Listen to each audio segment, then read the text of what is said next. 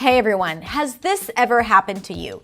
You are ready to practice your English. You know how important that is, and you are excited to do it. You're excited to improve your English.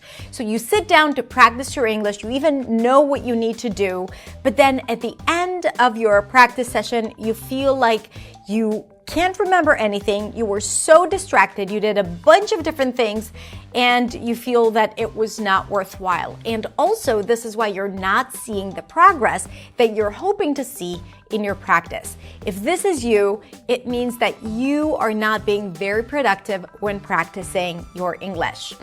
If you're new to my channel, my name is Hadar. I'm a non-native speaker of English, and I'm obsessed with finding new ways and strategies to help you speak English clearly, confidently, and with freedom.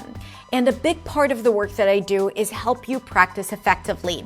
To practice effectively means that you need to focus on what you're practicing, how you're practicing, but also in this video, I'm going to give you some productivity tips to help you get the best out of your practice session, whether it's 10 minutes a day, 30 minutes a day, an hour a day, making sure that you're doing the things that will keep you not distracted and super focused on the things that you want to achieve. Because I guarantee if you do that, and this has nothing to do specifically with English, well, maybe a little bit, but not just related to English, if you do that, I guarantee that you'll start seeing bigger and better results in your English speaking experience. Are you ready? Great. Now, if you're not following me on Instagram just yet, I'm inviting you to come say hi at hadar.accentsway. I share daily content there. Or you can come and visit my website at hadarshemesh.com, where you can get a lot of free resources to practice effectively. All right, let's get started. The first productivity tip for your English practice is to plan ahead and schedule it in your calendar. So at the beginning of each week, I recommend that you plan what you want to practice that week, whether it's focusing on grammar. And if you want to focus on grammar, decide what grammar topics you want to cover and practice and implement. If it's vocabulary, decide exactly what it is that you want to improve. If it's practicing speaking, decide where and when you're going to be meeting with people to practice speaking. So it's instead of just starting your day and starting your practice, plan at the beginning of the week or the end of the previous week and plan what it is that you want to focus on. Then schedule it every day. Decide when exactly you're going to do it and what you're going to do. That will save you a lot of decision making. Usually when we need to make a lot of decisions and, like when we practice English, we need to decide what we want to learn and what would help us improve. Then there is this thing called decision fatigue. When we have a lot of decisions to make, our brain gets really tired and we feel exhausted. So by the time we arrive to practicing the things that we said that we're going to practice, we feel so defeated because we had to make all these different decisions before even starting. Which video to learn, what topic to learn, where to look for it, what time in the day should I practice. Even though these may sound like small decisions, these are still decisions that your brain needs to make. And the more decisions you have to make, the more exhausted you will feel by the time you start your practice. Try to eliminate as many decisions as possible before your practice session. Now, also when it's scheduled, you schedule everything in your day around it and really try to make it non-negotiable. So for example, if you decide to practice between 9:30 to 10 a.m. every day or 3 times a week, then make sure that you're not scheduling other things, not doctor's appointments, not conversations with friends, not, work meetings, because this is your practice time and you need to take it seriously, okay? So if you make it non-negotiable, it would be easier for you to commit to doing it. Another thing that I want you to take into consideration is to understand how it is that you like to learn and how you learn best. For some people, it's best to learn first thing in the morning. For others, it's best to do it right before lunch, so you know that once you're done with that, you get to go to your lunch break and, like that's some kind of a reward. For other people, you want to do it at the end of the day without all the distractions of the day-to-day life, right? Like of work or family or whatever it is. It's up to you to know when you learn best, when your brain works best. So when you schedule your practice time, do it according to what feels the easiest or where you perform the best, where it's easiest for you to retain information and not so hard, and you don't have to learn it again and again and again or watch a lesson again and again and again to understand it. Sometimes at the end of the day, you might be too tired for it. And then, even though you practice, it might be worthless, right? In comparison to doing it at 6 a.m. before the house wakes up, and then you have time and you really, really get it clearly, and then it's a lot more effective. So take that into consideration. It's not all or nothing. It's not practice no matter what. If you don't have time to do it at a time where it's easier for you to retain information, so maybe it's best for you to not even do it, but not to do it and feel frustrated and as if it's not effective.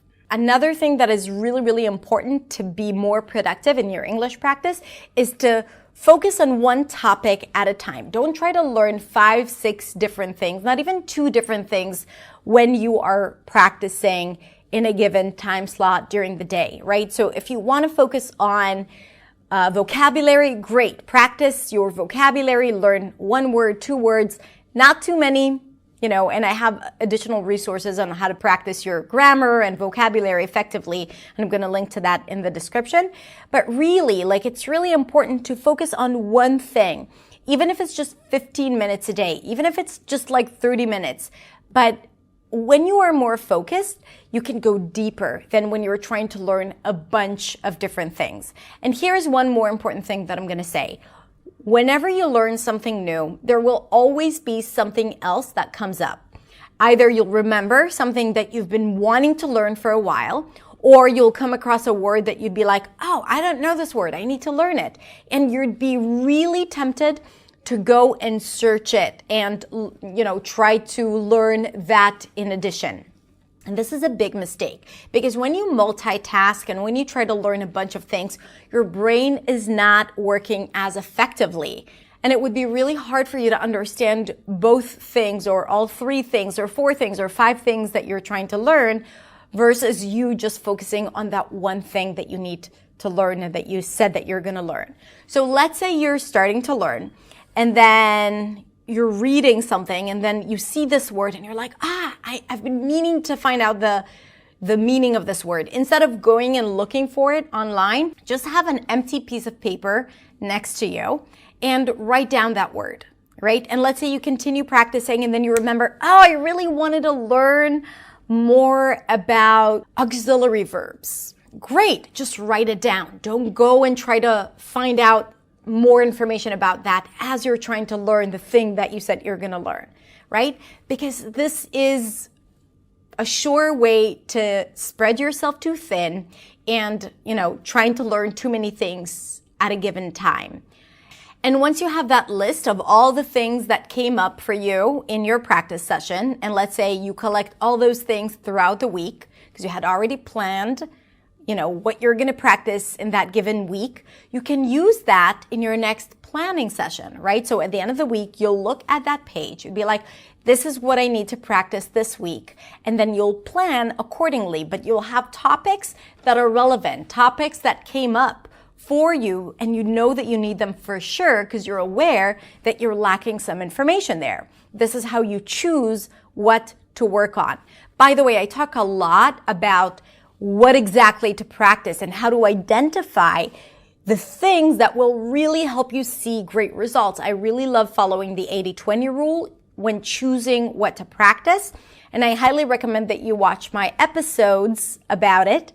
And I'm going to link to all of them in the description below. Really, if you want to work more productively and effectively, you're going to want to watch those lessons. The last thing I'm going to talk about is to create for yourself a distraction-free zone. it's so hard to stay focused these days. You start doing one thing and then you get an email notification, a WhatsApp notification, Instagram, Facebook, LinkedIn, TikTok, all of those things that keep drawing your attention to anything but the thing that you wanted to do and to focus on, right? You might start your English practice and then your mom calls or your sister calls or your daughter calls or your son calls. And then, of course, you can't continue doing what it is that you need to do. It's really important to create for yourself a distraction-free environment, meaning if your phone tends to distract you and to draw your attention, then make sure that the phone is turned off and is in the other room, not even next to you, so you're not tempted to turn it on. And give yourself, like 20 minutes or 30 minutes of just focus time without any distractions, without your phone. If you tend to work on your laptop and it's so easy for you to open another browser and check your email really quickly, right? Or, have your WhatsApp on your browser, or maybe look for the definition of words or go research something on YouTube. If that's what you're likely to do when practicing, then I recommend, first of all, working with one browser and being really disciplined in that sense. But also there are apps that can block access to some sites. You can put a block on Facebook or even Google for, let's say, 20 or 30 minutes until you know that you are done with your practice, and then you can go and do your research or just continue on with your day. It is so important to manage distractions, really, because when you're able to stay focused, and I highly recommend not exceeding the length of, let's say, 25 minutes, and then you can take a break and come back, right? So the brain can stay focused for short periods of time, and you need to take breaks in between. But when you take breaks, don't go on your phone immediately, or don't go and watch a YouTube video immediately. Go walk around, stretch, dance, and then come back and do the rest of the work. Or just do a 25-minute practice session once a day, and that's it. All right, so when you follow these productivity tips, I think it would be really easy for you to stay more focused, and that would make your English practice a lot more effective. Now, I have a question for you. What is your productivity tip or strategy that has helped you stay focused when practicing your English or when doing any other kind of work? For me, for sure, working in the distraction-free zone has been extremely helpful and has improved my productivity by a lot. So I really want you to try it out. But also planning out would be my second best advice for you for staying productive and starting to see more and more results in your English.